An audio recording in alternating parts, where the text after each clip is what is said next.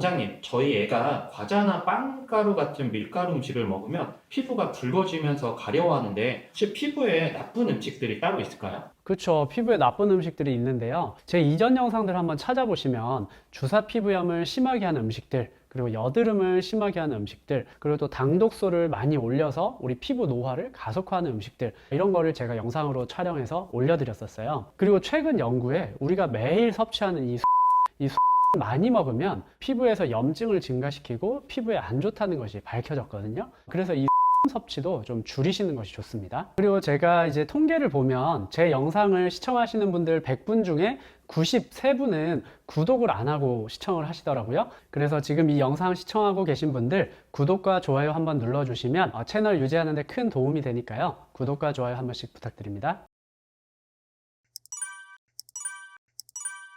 우리가 매일 섭취하는 이것이 무엇인지 궁금하실 텐데요. 최근에 영국에서 21만 8,532명을 대상으로 소변을 24시간 동안 모아서 거기서 소변 나트륨을 분석을 했는데요. 이 소변에서 24시간 동안 배설된 나트륨의 양이 1g 증가할 때마다 아토피 피부염으로 진단받을 위험이 11% 증가하고요. 그리고 현재 아토피 피부염이 활동을 할 가능성이 16% 증가하고요. 그리고 이 아토피 피부염이 심할 위험이 또 11% 증가하게 됩니다. 그런데 우리 소변에서 이 나트륨 배설이 많다는 것은 우리가 나트륨을 그만큼 많이 섭취한다는 거거든요. 그러면 이제 이 연구의 의미를 좀 짧게 말씀드리면 우리가 나트륨 혹은 소금을 많이 섭취를 할수록 우리 피부에 염증이 생길 위험이 증가하고 이 아토피 피부염과 같은 피부염이 생길 위험이 증가한다. 이렇게 볼 수 있겠습니다. 우리가 소금을 정말 매일 먹는 건데 소금을 많이 먹으면 피부염이 증가한다? 굉장히 신기하고 놀라운 결과잖아요. 그런데 왜 그럴까? 굉장히 이유가 궁금한데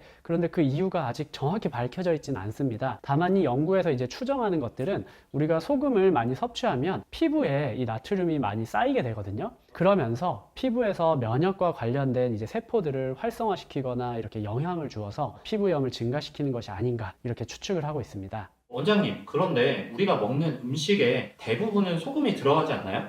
그쵸. 우리가 식사를 할 때 소금을 많이 먹죠. 그러면 하루에 어느 정도 소금을 먹는 게 제일 좋을까요? 그쵸. 말씀하신 것처럼 우리가 식사를 하면서 소금을 대부분은 먹고 있습니다. 우리가 싱겁게 간 안 된 거 먹으면 맛이 없잖아요. 그러니까 뭐 샐러드를 먹더라도 드레싱을 해서 이제 먹게 되는데요. 이렇게 소금을 우리가 거의 매일 섭취를 하는데 적정한 소금 섭취량이 얼마냐? 이걸 WHO에서 권장하는 양은 이제 나트륨 기준으로는 2000mg이고요. 그리고 소금 기준으로는 대략 5000mg 정도입니다. 그런데 보통 한국 사람들은 하루에 소금을 한 9.8g 정도 먹고 있거든요. 그래서 WHO의 권장 기준의 거의 2배 정도를 하루에 섭취를 하고 있습니다. 원장님, 그러면 나트륨이 많이 들어가 있는 음식들에는 어떤 것들이 있을까요? 네, 이거 검색해 보시면 잘 나오는데요. 우선 소금, 그리고 된장, 고추장, 간장과 같은 장류가 있고요. 그리고 햄이나 소시지, 어묵과 같이 가공된 식품들이 있고요. 다음으로 젓갈, 장아찌류와 같이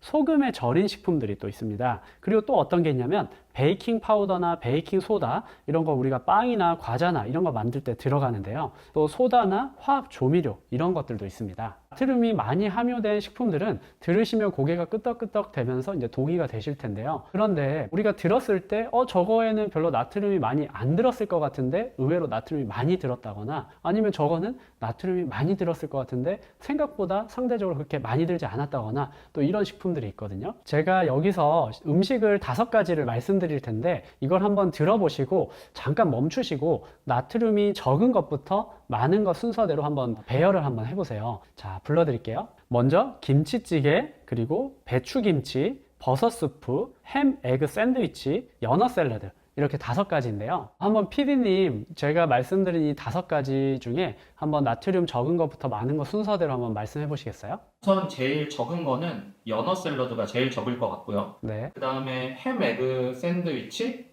버섯 스프, 배추김치, 김치찌개 순으로 많을 것 같습니다. 네, 보통은 이제 이렇게 대답들 많이 하시죠. 근데 결론부터 말씀드리면 땡 틀렸습니다. 이게 굉장히 놀랍게도 제가 이제 적은 것부터 말씀을 드릴 텐데 이 5가지 중에 제일 적은 게 배추김치입니다. 이제 1인분에 대략 소금 0.9g에 해당되는 나트륨이 들어있거든요. 그래서 지금 이 5가지 중에 배추김치가 나트륨이 제일 적습니다. 굉장히 충격이시죠? 다음으로 나트륨이 많은 것은 버섯 스프입니다. 버섯 스프 같은 경우는 1인분에 대략 소금 1g에 해당되는 나트륨이 들어있는데요. 샐러드랑 샌드위치가 사실 지금쯤 나와야 될 것 같은데 아직도 안 나왔다는 게 굉장히 놀랍습니다. 다음으로 세 번째는 김치찌개입니다. 김치찌개의 경우에 1인분에 대략 소금 2.3g에 해당되는 나트륨이 들어있습니다. 다음으로 나트륨이 많이 들어있는 것은 연어 샐러드입니다. 사실 연어 샐러드에서 이제 야채 종류에는 나트륨이 그렇게 많지 않은데요. 우리가 오리엔탈 드레싱 같은 걸 뿌리면 드레싱에 나트륨이 많이 들어있는 경우가 많거든요. 그래서 드레싱까지 하면 1인분에 대략 2.5g 정도 소금에 해당하는 나트륨이 들어있습니다.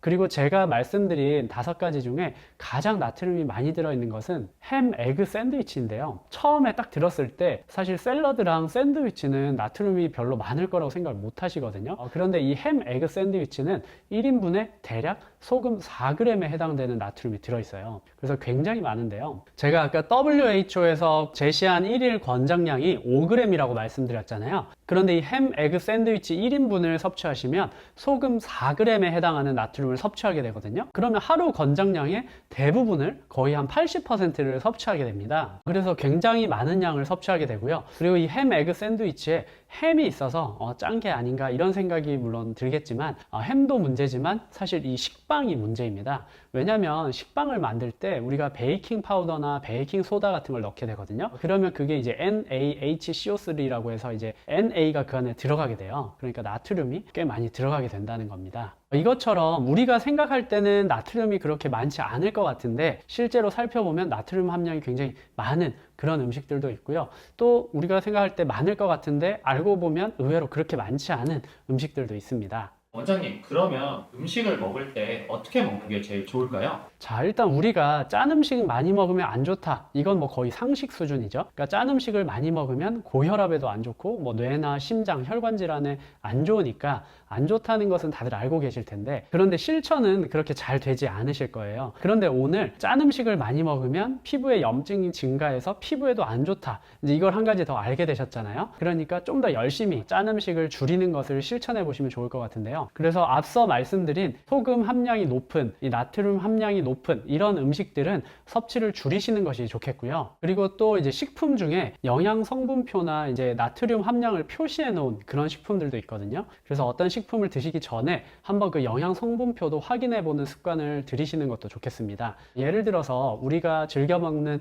인스턴트 라면의 경우에 그 한 봉지 안에 나트륨이 1300mg에서 거의 뭐 2000mg 정도 들어있는 경우도 있거든요. 그러면 2000mg이 들어있는 라면 한 봉지를 먹으면 하루 권장량을 다 채워버리게 됩니다. 그런 경우에는 섭취를 좀 줄이시는 게 좋겠죠. 그리고 또 예를 들어서 이제 우리가 편의점에서 가끔 바쁠 때 편의점 도시락 사서 드시는 경우 있잖아요. 그런데 그것도 성분표 한번 보시면 그 안에 나트륨이 뭐 한 1300mg 정도 들어있는 경우도 있거든요. 그러면 대략 한 70% 정도를 섭취하게 되니까요. 이런 성분표를 보시고 나트륨 함량이 높은 식품들은 섭취 빈도나 섭취량을 줄이시는 것이 좋겠죠. 그리고 또 요리하시는 분들 같은 경우는요. 소금, 간장, 된장, 고추장 등 장류나 그리고 젓갈이나 화학 조미료 대신 식초, 설탕, 고춧가루, 후추, 겨자, 고추냉이, 파, 마늘, 생강 등을 이용하면 나트륨 섭취를 줄일 수 있겠습니다. 또 칼륨 섭취를 하면 나트륨 배설에 도움을 줄 수 있기 때문에 바나나, 감자, 아보카도, 키위, 멜론, 수박, 토마토, 시금치 등 칼륨이 풍부한 신선한 과일이나 채소류도